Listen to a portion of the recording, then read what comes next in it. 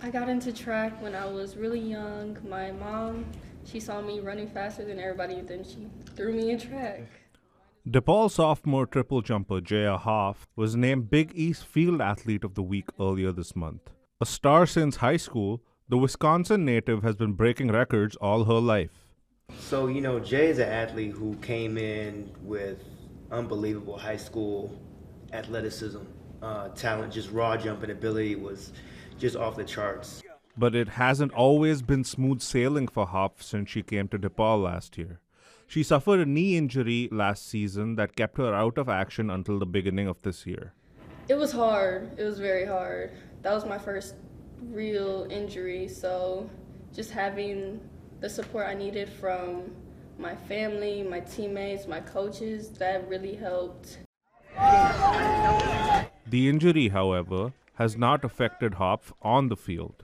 A lot of athletes, will come back and maybe it'll take a while for them to reclaim their former glory. But she's come out and set a monster PR off of this injury, and this has been a huge turnaround. So she's very resilient, very quick to learn, and very eager with an open mind. Hoff was named Big East Field Athlete of the Week after a record-breaking jump of 13.08 meters, which won her the women's triple jump B section at the Texas Relays. And with the shot, and it's saved by Cruz. DePaul men's soccer goalkeeper Gandhi Cruz has been a standout performer for a team that struggled this season.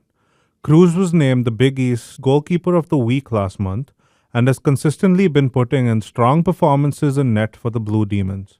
A soccer fan since he was young, Cruz started playing the sport in preschool, but surprisingly, didn't start off as a goalkeeper. No, I've not always been a goalkeeper. I started playing midfielder and defense. Those were my favorite positions when I was younger. I mean, when I was younger, I could run up the field no matter what. So, but as I started growing, I got lazier and lazier. So, I decided to switch to switch to goalie, and I mean, I fell in love with it as soon as I put the gloves on. So. Coming out of high school, Cruz joined the Blue Demons as a walk-on freshman. Despite not being an immediate starter, he still took the risk and it eventually paid off. I wasn't really heavily recruited coming out of high school. I was very underlooked. But DePaul was one of the schools I was interested. But yeah, I offered to walk on just because of the fact that I really didn't have many other choices. DePaul men's soccer coach Mark Plotkin spoke about Cruz's progress over the years. I mean, from the time he came in as a freshman, he's really, raised some eyebrows just because he was doing things as a freshman. We're like, wow, he has a lot more, than we thought he did. I mean, he is just outstanding. I mean, any big game situation, any big save, he's there. And he's been there a lot over the last 3 years. Cruz recently recorded his 200th save as a Blue Demon and has made 61 saves so far this season. DePaul Athletics recently met with members of the Lincoln Park community to discuss their revised plans for the new athletics facility that's planned for the 2300 block of North Sheffield.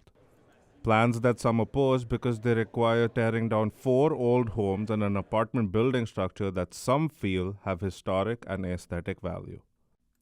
DePaul Vice President and Director of Athletics Dwayne Peavy started off the meeting by discussing why he feels a new athletics facility is important for the university. We need to do our part to get back to that level of national recognition.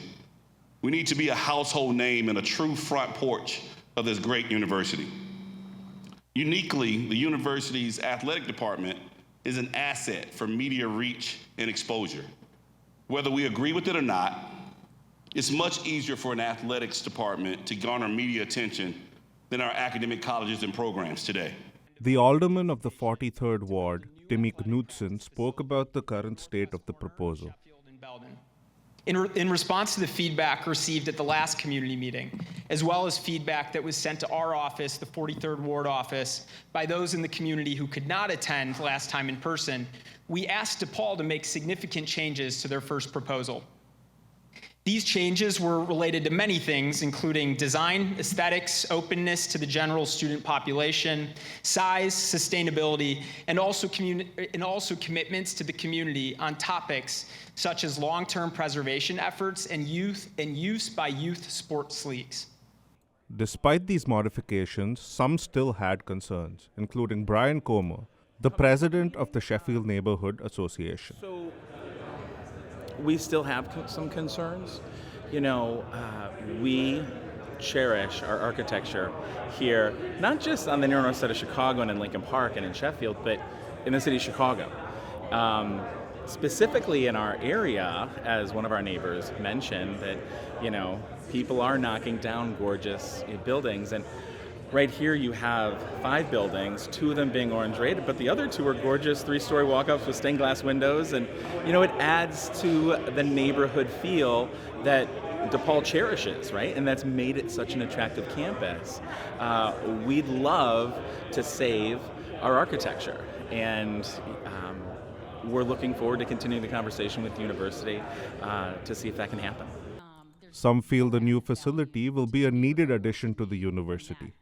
So why are we spending so much time like pushing back on this, which will be positive for us, when what about the developers? I mean, like, frankly, I think that has a much more negative, a larger impact on our neighborhood than taking down 2 orange buildings and this, frankly, the apartment building that hasn't been very well kept at this corner. The DePaul men's basketball team played their final exhibition game of the preseason against the North Park Vikings, with the Blue Demons looking to build momentum heading into the regular season. Both sides had a slow start offensively in the first half, but were solid on defense. DePaul's Churchill Abbas with a huge block on Trayvon Roots at the rim, which was quickly followed by the Blue Demons' Caleb Murphy being blocked by Tejon Barry. Jaden Henley would then get his rhythm going for DePaul, finishing a tough layup in traffic. But Pumphrey would hit right back with a jumper from the top of the key.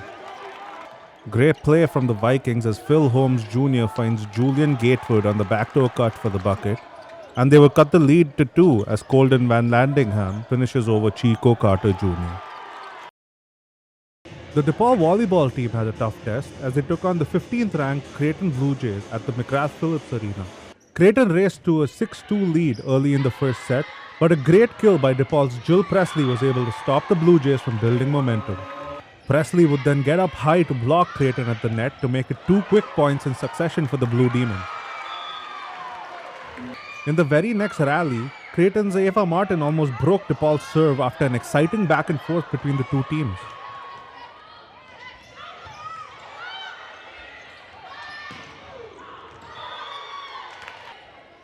Still in the first set, Presley serves up an ace to continue DePaul's momentum. The Blue Demons start to go on a run, with Ali Kindleberger making a huge block to keep DePaul in the lead. But Creighton would find a way back with a run of their own. Kiana Schmidt with the strong kill towards the end of the first set. Score tied at 22 apiece,